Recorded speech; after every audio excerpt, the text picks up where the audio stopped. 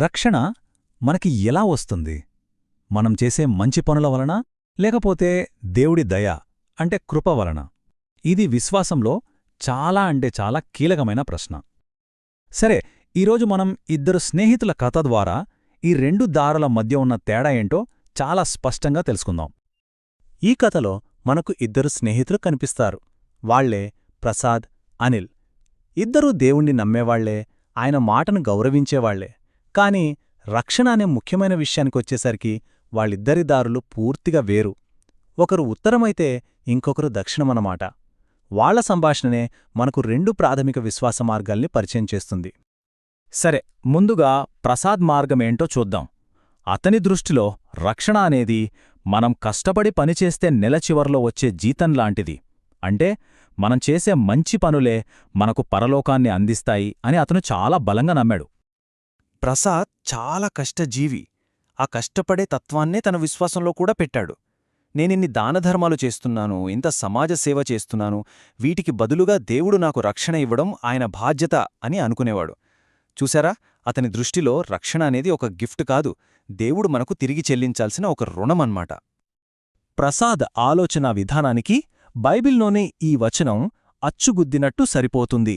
పనిచేయువానికి జీతము దానమని ఎంచబడదుగాని అది రుణమని ఎంచబడును. చూశారా, ప్రసాద్ కూడా తన మంచి పనులను ఒక పనిగా చూశాడు. దానికి ప్రతిఫలంగా రావాల్సిన రక్షణను ఒక జీతంగా భావించాడు. మరి ఇలా అనుకోవడం వల్ల ఏమవుతుంది? గర్వం వస్తుంది. రక్షణను మనమే కష్టపడి సంపాదించుకున్నామని అనుకున్నప్పుడు నేను నా పనుల ద్వారా దీన్ని సాధించాను అనే ఒక రకమైన అహంకారం మనలో పుడుతుంది. ఇది దేవుడి పాత్రను తగ్గిస్తుంది. ఉదాహరణకి, ప్రసాద్ ఒకసారి అనిల్తో అంటాడు, నేనీ నెలలో 10 మంది పేదవాళ్లకు సహాయం చేశాను తెలుసా, దేవుడు నాపై చాలా సంతోషంగా ఉంటాడు. మరి నువ్వేం చేశావు అని. ఆ మాటల్లోనే అతని గర్వం మనకు స్పష్టంగా కనిపిస్తుంది. ఇప్పుడు మనం ప్రసాద్ దారికి పూర్తిగా భిన్నమైన అనిల్ మార్గాన్ని చూద్దాం. అతని దృష్టిలో రక్షణ అనేది మనం కష్టపడి సంపాదించుకునే జీతం కాదు, వినయంగా స్వీకరించే ఒక గొప్ప వరం. ప్రసాద్ అలా గర్వంగా మాట్లాడినప్పుడు అనిల్ చాలా వినయంగా సమాధానమిచ్చాడు. ప్రసాద్, నువ్వు మంచి పనులు చేయడం చాలా గొప్ప విషయం, కాని అవి మనల్ని రక్షించలేవు అని చెప్పాడు.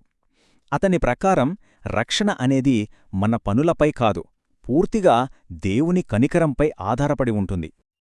అనిల్ నమ్మకానికి ఈ వాక్యమే పునాది. మనము చేసిన నీతి క్రియల మూలముగా కాక తన కనికరము చొప్పుననే ఆయన మనలను రక్షించెను. ఇక్కడ తేడా ఎంత స్పష్టంగా ఉందో కదా. మన పాత్ర సున్నా, అంత దేవుని దయ మాత్రమే అని ఈ వాక్యం చెబుతోంది. ఈ సమయంలో ప్రసాద్కి వచ్చిన డౌట్ బహుశా మనలో చాలామందికి వస్తుంది. అదేంటి, మనం ఏమీ చేయకపోతే మరి రక్షణ ఎలా వస్తుంది? మన పనులు మనల్ని రక్షించలేకపోతే మరి రక్షణకు దారి ఏది? ఈ ప్రశ్న చాలా ముఖ్యం, ఎందుకంటే ఇది మన ప్రయత్నాల నుండి మనల్ని దేవుని ఏర్పాటు వైపు నడిపిస్తుంది. ఇప్పుడు మనం అసలైన సమాధానం దగ్గరికొస్తున్నాం. విషయం ఏమీ చేయకపోవడం కాదు, సరైన దానిపై నమ్మకం ఉంచడం. రక్షణ అంటే విశ్వాసం అనే చేతులతో దేవుని కృప అనే బహుమతిని అందుకోవడమే. ఈ ఒక్క వాక్యం చాలు ప్రసాద్, అనిల్ మధ్య ఉన్న వాదనకొక ఫుల్ స్టాప్ పెట్టడానికి. ఇది చాలా స్పష్టంగా చెబుతోంది. రక్షణ అనేది కృప ద్వారానే వస్తోంది, దాన్ని మనం విశ్వాసం ద్వారా స్వీకరిస్తాం. ఇది మన గొప్పతనం వల్ల వచ్చింది కాదు, ఇది పూర్తిగా దేవుడిచ్చిన వరం. ఎందుకంటే ఎవ్వరూ గర్వపడటానికి వీల్లేదని. దీన్ని ఇంకాస్త లోతుగా విశ్లేషిస్తే మనకు కొన్ని విషయాలు చాలా క్లియర్గా అర్థమవుతాయి. రక్షణకు ఆధారం అంటే సోర్స్ దేవుని కృప, దాన్ని మనం అందుకునే మార్గం అంటే దారి విశ్వాసం. ఇది మన పనుల వల్ల వచ్చిన ఫలితం కాదు కాబట్టి ఇక గర్వపడటానికి ఛాన్సే లేదు. ఇది 100% దేవుడిచ్చిన ఉచిత బహుమతి అన్నమాట. సరే, అంతా బాగానే ఉంది. రక్షణ క్రియల వలన రాదంటున్నారు, మరి అప్పుడు మంచి పనులు చేయడం మానేయాలా? అస్సలు కాదు. ఇక్కడే మనం మంచి పనుల యొక్క అసలైన ఉద్దేశ్యాన్ని అర్థం చేసుకోవాలి. అవి రక్షణకు కారణం కాదు, రక్షణ పొందిన తర్వాత వచ్చే ఫలితం.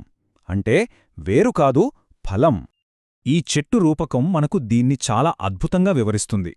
చాలామంది రక్షణ పొందకముందు మంచి పనులే రక్షణకు వేరు అని పొరబడతారు. కాని నిజమేమిటంటే, కృపద్వారా విశ్వాసం అనే వేరు నుండి రక్షణ పొందిన తర్వాత మంచి పనులు అనేవి ఆ చెట్టుకు సహజంగా కాసే ఫలాలు, అవి దేవుణ్ణి మెప్పించి ఏదో సాధించడానికి చేసేవి కాదు, ఆయన ఇచ్చిన రక్షణకు కృతజ్ఞతగా చేసేవి. ఈ సత్యాలన్నీ వెన్న తర్వాత ప్రసాద్కి కనువిప్పు కలిగింది. తన ఆలోచనా విధానం మొత్తం మారిపోయింది. కొన్ని కీలక విషయాలు గ్రహించాడు. మొదటిది, తాను చేసే మంచి పనులు రక్షణ సంపాదించడానికి కాదు. రెండవది, రక్షణ అనే గొప్ప బహుమతిని ఇచ్చినందుకు దేవునికి కృతజ్ఞతగా వాటిని చెయ్యాలి. ఆఖరిగా, తన సొంత నీతిని, పనులను నమ్ముకోవడం మానేసి పూర్తిగా దేవుని కృపపై ఆధారపడటం మొదలుపెట్టాడు. ఇప్పుడు మనం ఈ 2 మార్గాల సారాంశాన్ని చూద్దాం. ఇది కేవలం 2 వేరువేరు నమ్మకాలే కాదు, ఇవి 2 వేరువేరు జీవితానుభవాలకు దారితీస్తాయి. ఒకటి భారమైతే మరొకటి స్వేచ్ఛ. ఈ పట్టిక చూడండి. 2 మార్గాల మధ్య తేడా ఎంత స్పష్టంగా ఉందో. ప్రసాద్ మార్గంలో ఆధారం మన సొంత ప్రయత్నాలు. రక్షణ అనేది ఒక జీతం. మనిషి పాత్ర పనిచేసేవాడు. ఇక చివరికి వచ్చే ఫలితం గర్వం. దీనికి పూర్తి భిన్నంగా అనిల్ మార్గంలో ఆధారం దేవుని కృప. రక్షణ అనేది ఒక వరం. మనిషి పాత్ర స్వీకరించేవాడు. చివరికి వచ్చే ఫలితం కృతజ్ఞత. అంతిమంగా తేడా ఇదే. రక్షణ అనేది మనం మోయాల్సిన బరువైన భారం కాదు. దేవుడు మనకు ప్రేమతో అందించిన అమూల్యమైన వరం.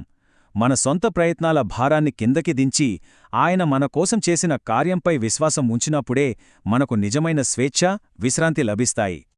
కాబట్టి ఈ విశ్లేషణ చివరిలో మన ముందు ఒక ప్రశ్న మిగిలి ఉంది. విశ్వాసం అనేది మనం మోయవలసిన భారమా, లేక సంతోషంగా స్వీకరించవలసిన వరమా? మనమెంచుకునే సమాధానం మన ఆధ్యాత్మిక జీవితాన్ని పూర్తిగా మార్చే శక్తి కలది.